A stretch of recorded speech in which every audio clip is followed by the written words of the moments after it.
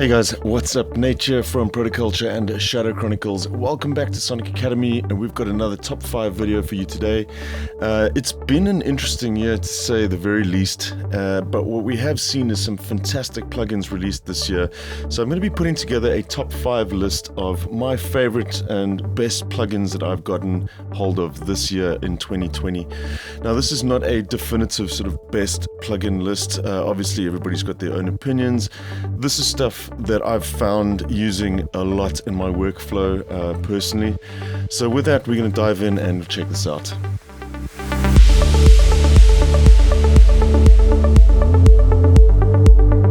Right, to get things started, this has got to be my absolute favorite plugin I've gotten hold of this year because it's replaced pretty much every EQ that I have at the moment, aside from some of these sort of analog stuff. And that is UVI's Shade. It's pretty much taken the place of Pro Q3 for me as a sort of surgical EQ and also as a creative filtering tool. There's just so much going on here and so many clever things that they've managed to implement as far as the modulation and stuff is concerned. Now, when I reviewed this for Sonic Academy, it was as it had just come out. Since then, they've updated it a number of times with some really cool features as well, which has just kind of sweetened the deal for me even more. More sort of EQ-centric stuff, like the bands are now context-sensitive. You can just drop in and that will make a low shelf automatically.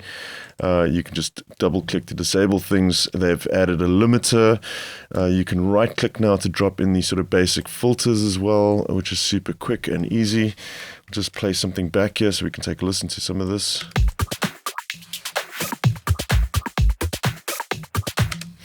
Just the fluidity of how this whole thing works is what's impressed me so much. And I just find it so quick and easy to kind of do very interesting and quite creative EQ changes to my tracks with this. The modulation is second to none. Any of these, of course, if you've watched the video, you'll know that you can just change these up into quite sort of strange filter types as well. Do some comb filtering there.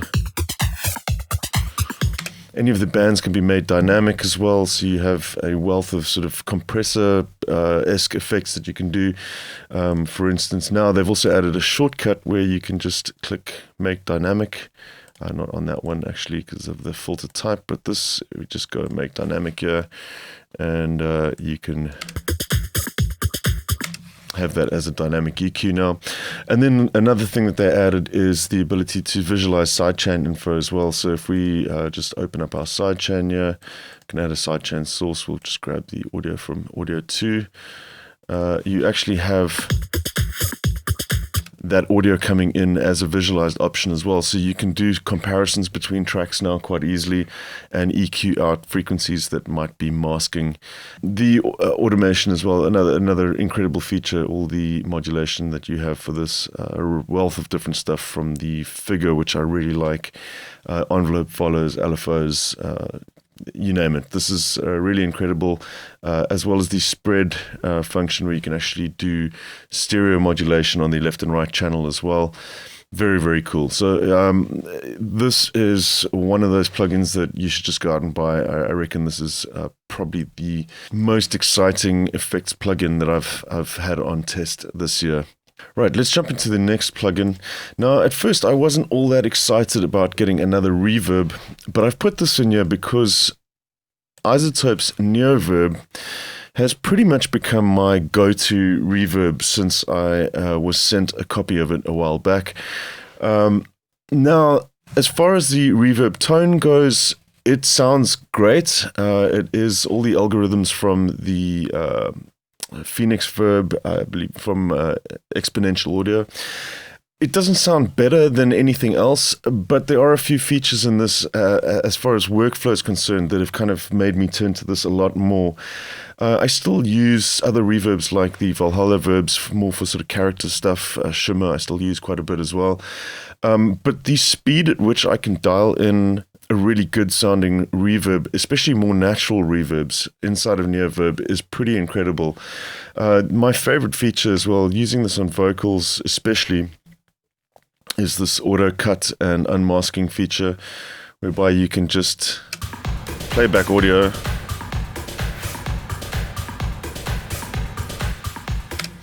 and it'll find areas that it can actually EQ out to kind of reduce the amount of masking that the reverb might be adding in. And this is extremely handy when it comes to big mixes. Your reverb tends to build up and you get things sounding quite muddy. The reverb assistant I really like as well. Just simplified thing. If you're looking for a dark reverb, bright reverb, the size of the reverb, and whether you want something realistic or dramatic, this sort of adds in more chorusing and so forth. It's just super simple to dial in, and then just set your dry wet signal. It'll run through the unmasking process.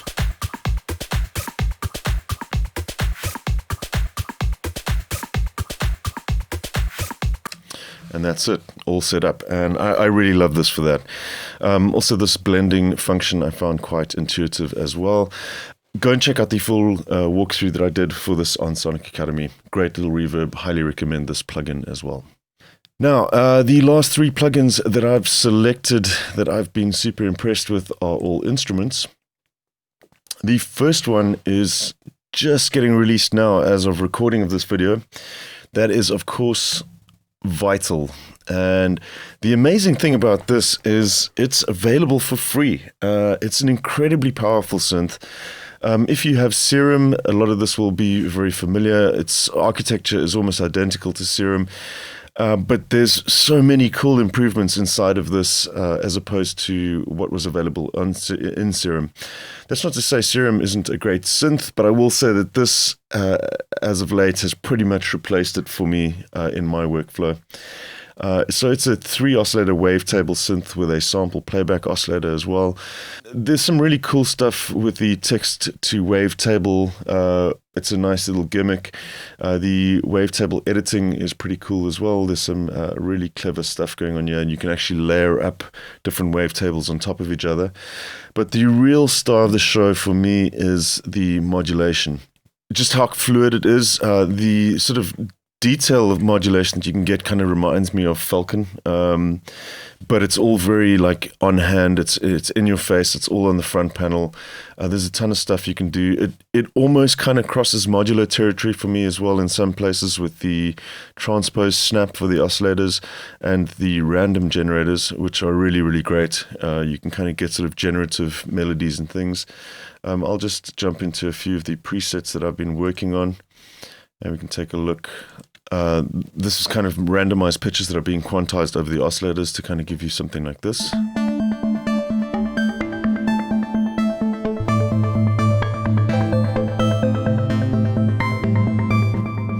We'll just go through a few of the other ones that I've been making, especially these kind of really animated sequences. There's no arpeggiator or anything going on here. This is just, loads of modulation and loopable LFOs, creating a lot of these sounds.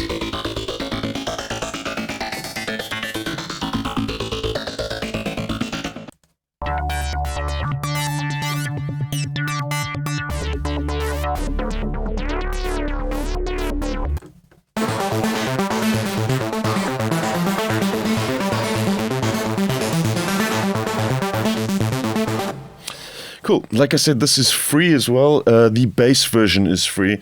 That does not contain the text-to wavetable functionality. I highly recommend you go and support the guys as well. You can get a version for $20 and then a full version for $80 as well. It's really worth it, especially at least the $20 version. That'll give you sort of limited text-to wavetable functionality, a couple of presets and wavetables, and then the full version, obviously, unlimited text-to wavetables and all the presets and all the wavetables on offer.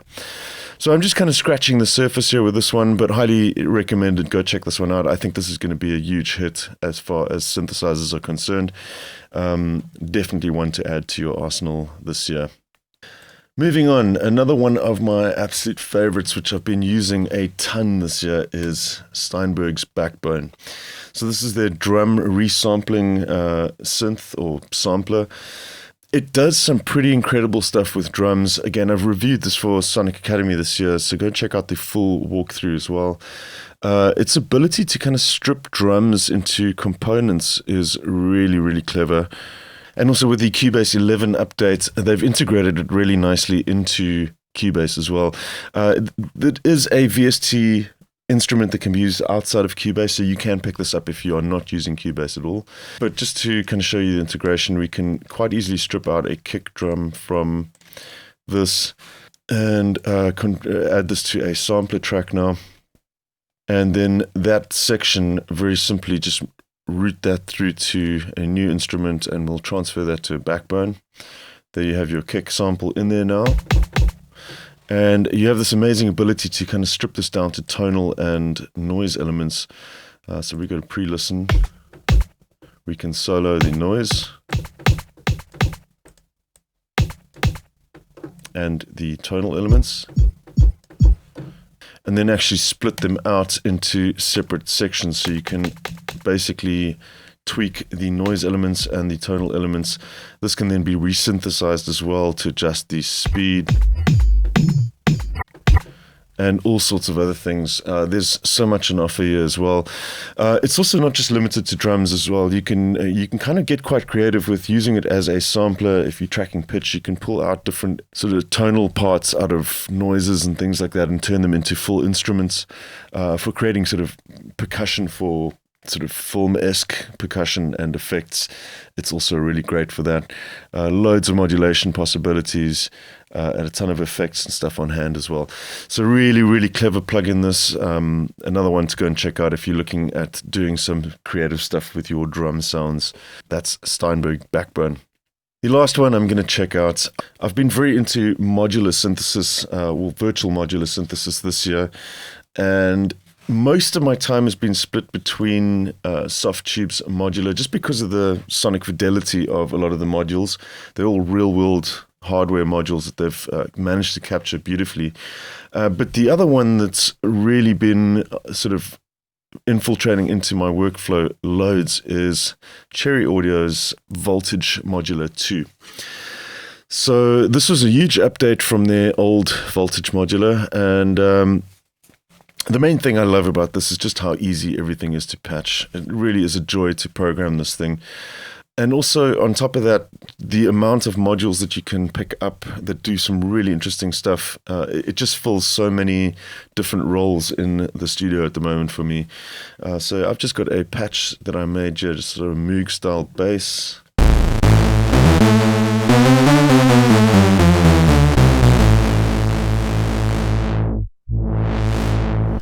But you can kind of do anything from synthesis stuff to... I use this a lot as a sequencer nowadays as well. So there's some pretty interesting things on offer as far as these sequences are concerned. We'll just check out sequences. I love this octagon sequencer. This is really incredible. And the cool thing with this as well, unlike something like VCV, which can do a lot of this, but I find it incredibly buggy, and it also doesn't integrate into a sequencer or a DAW very well. This thing does, and as soon as you do something like the MIDI output module and the CV to MIDI, you can essentially kind of create very complex sequences and route these out into the MIDI of Cubase as well, and use it to trigger other stuff inside of Cubase, which is really, really cool. You can do some incredibly complex things with this. And on top of that, they also have a plugin host for this. And what this will allow you to do, if you bring in the mini plugin host or the standard plugin host, this will allow you to actually load VST instruments and effects inside of this as well. And the real benefit to this is you can sync stuff via the MIDI to CV or CV to MIDI modules to actual VST instruments. Some VST instruments as well that were released this year, like the Clophonium, that actually accepts CV signals via its sidechain inputs as well. So you can actually connect that up to a full modular system. And if you don't want to spend money on buying extra modules, especially the effects modules, you can very simply just load up VST plugins in here. These accept CV data as well. You can plug CV in and have that basically routed to MIDI CC control changes inside of the plugins that you're using. So yeah, just all in all, incredibly flexible platform this, and just a really fun time playing around and experimenting with this. You can also get a free version of this, and then it's very reasonably priced. I mean, Cherry Audio has been on fire this year with their new plugins. They also brought out the Juno and the ARP 2600, both $25 plugins, which are really good. You should check those out too. And they were all kind of spawned off these modules that they released this year for Voltage Modular 2, DCO 60, and I think it's the Vintage Voice as well. So you have these available inside of Voltage. Some of them are paid modules, but you can start off quite small and sort of pick up the stuff that you really want and start building up your rack from there. It is kind of a time sink, this one. I tend to do a lot of experimenting when I'm not writing music with this, but it is just incredibly fun to program and try stuff with. So yeah, that is my top list of plugins for this year. Obviously, there's been a number of other stuff being released this year as well, but these are the ones that have really kind of found a way into my heart and into my workflow in the studio. I hope you guys enjoyed the video, and I will catch you guys soon right here at Sonic Academy. Cheers.